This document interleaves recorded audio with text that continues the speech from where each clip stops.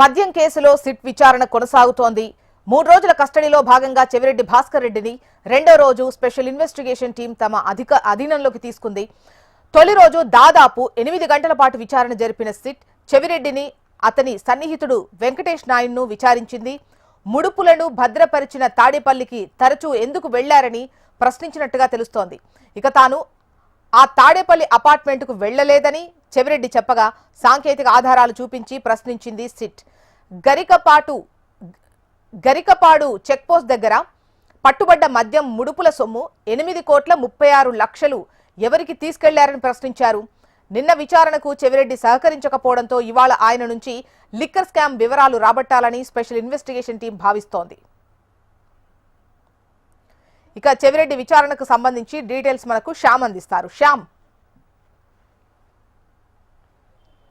Good morning Jyotsna. ఈరోజు చూసుకుంటే మద్యం కుంభకోణ కేసుకు సంబంధించి కూడా చెవిరెడ్డి భాస్కర్ రెడ్డి అంటే ఇతన్ని ఇప్పుడు ప్రస్తుతం ఈ ఏదైతే డిస్టిలరీ నుంచి వచ్చిన మొత్తం డబ్బుల మొత్తం కూడా చెవిరెడ్డి భాస్కర్ రెడ్డి నుంచే కనుక మొత్తం మిగతా రాష్ట్రం మొత్తం కూడా డిస్ట్రిబ్యూట్ అయినట్లు ప్రధానమైన ఒక ఆరోపణ. సిట్ దీనికి సంబంధించి కూడా పూర్తి వివరాలు సేకరించిన పిదపే చెవిరెడ్డి భాస్కర్ రెడ్డి అరెస్ట్ అనేది జరిగినట్లు తెలుస్తోంది. అదేవిధంగా చెవిరెడ్డి భాస్కర్ రెడ్డికి ప్రధాన అనుచరులుగా ఉన్న బాలాజీ, నవీన్ ఇద్దరిని కూడా 2 రోజుల క్రితం కూడా పోలీస్ సిట్ అధికారులు అరెస్ట్ చేశారు. నిన్న సిట్ కార్యాలయాన్ని కూడా వాళ్ళని తీసుకొచ్చి వాళ్ళని కూడా విచారించారు.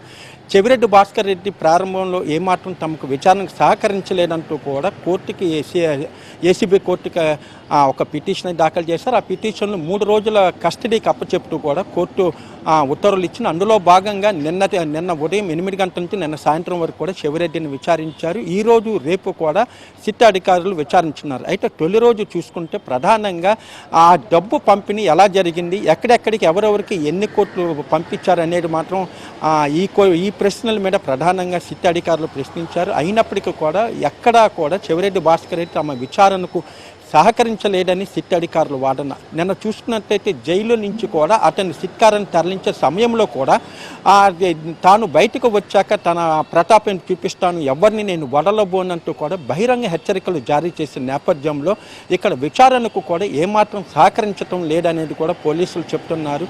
అయినప్పటికీ కూడా ఒకవైపు బాలాజీ అలాగే నాని వాళ్ళిద్దరితో పాటు కూడా వాళ్ళిద్దరి నుంచి కూడా కొన్ని వివరాలు సేకరించి ఆ ప్రశ్నలను చెవిరెడ్డి భాస్కర్ రెడ్డి ఏదైతే గరికపాడు చెక్ పోస్ట్ దగ్గర సుమారు 8 కోట్ల రూపాయలు ఎన్నికల సమయంలో తరలిస్తుండగా పోలీసులకు పట్టుబడ్డారు. అయితే ఆ డబ్బు ప్రస్తుతం ఈ మద్యం కుంభకోణానికి సంబంధించిన డబ్బుగా నిర్ధారించారు. నిన్న ఆ 8 కోట్లు కూడా సీజ్ చేస్తూ కూడా వాళ్ళు సిట్ అధికారి నిర్ణయం తీసుకున్నారు. దీంతో పాటు మొత్తం ఈ ప్రధానంగా ఏదైతే కేశిరెడ్డి ఉన్నాడో అతను కీలకంగా ఉన్నప్పటికీ కూడా పూర్తిగా తెర వెనుక ఉండి మొత్తం నడిపించింది చెవిరెడ్డి భాస్కర్ రెడ్డి. దాదాపు 100 కోట్ల రూపాయలను రాష్ట్ర వ్యాప్తంగా గత ఎన్నికలు 2024 ఎన్నికల్లో ప్రతి నియోజకవర్గానికి కూడా ఇన్ని కోట్ల రూపాయలు చొప్పున చెవిరెడ్డి భాస్కర్ రెడ్డి ఎన్నికల మొత్తానికి కూడా మద్యం కుంభకోణం డబ్బుకే వాడారనేది ప్రధానమైన ఆరోపణ. ఈరోజు రేపు కూడా చాలా కీలకమైన ప్రశ్నలు చెవిరెడ్డి నుంచి రాబట్టాలనేది మాట సిట్ అధికారుల వాదన. అయితే ఏమాత్రం విచారణకు సహకరించకపోతే మరోసారి సిట్ అధికారులు విచారించాలని ఒక పిటిషన్ కూడా దాఖలు చేసే అవకాశం ఉంది. రైట్ శ్యామ్.